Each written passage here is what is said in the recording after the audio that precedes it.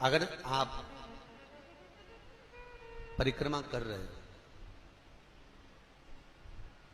और परिक्रमा का भी नियम है कि तुम कितनी कर रहे हो, जैसे मनकों का नियम नहीं होता। मनकों का नियम होता कि नहीं होता? आपके झोली में आप जो माला जपते हो उसमें कितने मनके होते हैं? 108। 108 मनके किसके लिए होते हैं? सिद्धिता के लिए, भगवान को प्रसन्न करने के लिए। ठीक है। एक होती है 54 मनके की माला। कितने मनके होते हैं उसमें?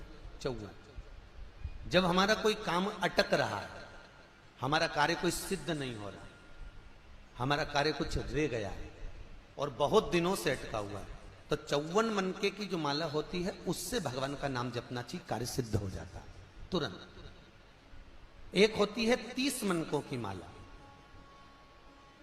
जब व्यक्ति बहुत बीमार पड़ जाता है, बहुत तकलीफ में हो जाता है, रोगीला हो जाता है, बीमारी छूटती नहीं है, बहुत कष्ट उसको होता है, कुछ ना कुछ रोग शरीर में, कभी बुखार आ रहा है, कभी सर्दी हो रही, कभी घुटना दुख रहा है, कभी कमर दुख रही, कभी हाथ दुख रहे, कभी पांव दुख रहा है, तो जिसके शरीर में जो कष्ट होता है तो 30 मनके की माला से जाप करने पर वो हमारा रोग मात्र 2 दिन के अंदर समाप्ति की ओर आ जाता है। हमारा कितना भी तेज बुखार चल रहा हो, कितनी भी तेज बुखार आ रहा हो, तो वो मात्र 2 घंटे 3 घंटे या 2 दिन के अंदर रोक लो।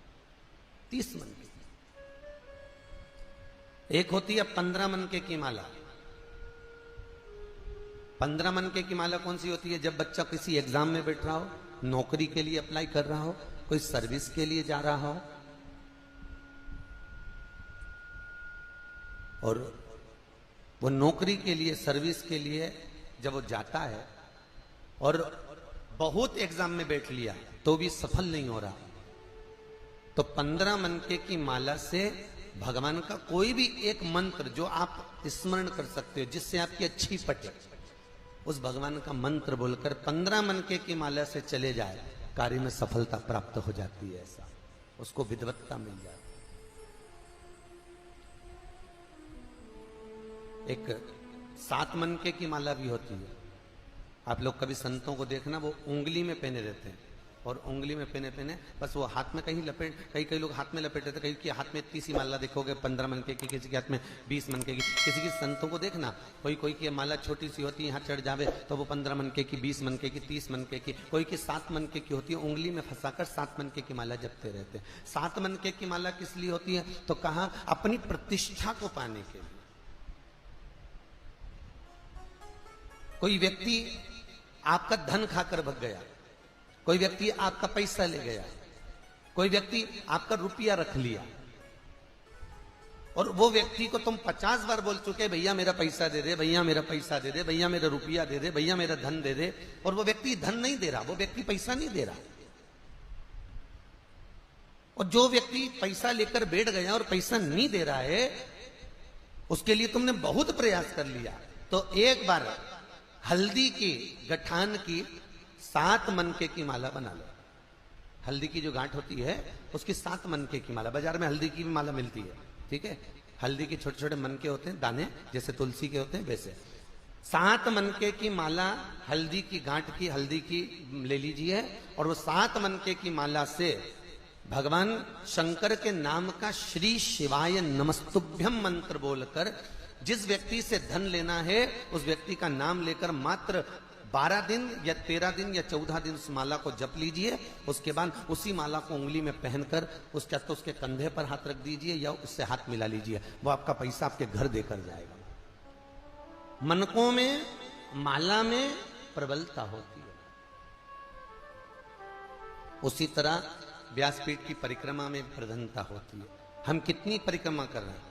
यदि हम 108 परिक्रमा कर रहे हैं व्यासपीठ की, तो हमें सुख का अनुभव कराती है महाराज। आपका यदि कोई कार्य अटक रहा है और आप बहुत दिन से निवेदन कर रहे हो, तो भागवत की 54 परिक्रमा करना चाहिए। 54 परिक्रमा करने से आप जिस कार्य के लिए जा रहे हो, आप जिस काम के लिए लगे हुए, वो काम नहीं हो रहा, तो 54 परिक्रमा से वो कार्य सिद्ध हो जाता है महाराज। 54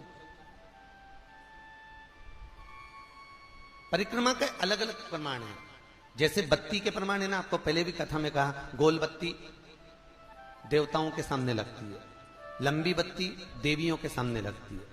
पीपल के पेड़ के नीचे लगाओगे तो गोल लगेगी। लंबी बत्ती अगर आप लगा रहे हो तो कोई कुल देवी हो, पितर देवता हो, तो इनके सामने लंबी ही लगेगी, इनके सामने कभी गोल नहीं लगेगी।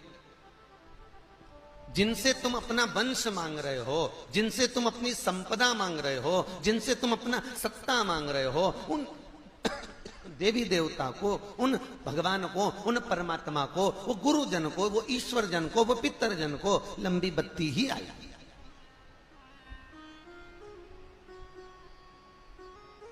पीपल के पेड़ के नीचे कभी लंबी बत्ती नहीं आती, याद रखना। पीपल के पेड़ के नीचे हमेशा गोल बत्ती है। अगर लंबी बत्ती आपने पीपल के पेड़ के नीचे लगाई है तो उसमें दरिद्रता देवी का वासा हो जाता है, ठीक है, ज्येष्ठा का। और अगर गोल बत्ती लगाई है तो नारायण का वासा होता है, उसमें लक्ष्मी का वासा है। जो लगाता है उसको फलीभूत होती है, उसको श्रेष्ठता होती है। तो यहां परिक्रमा का प्रधान है।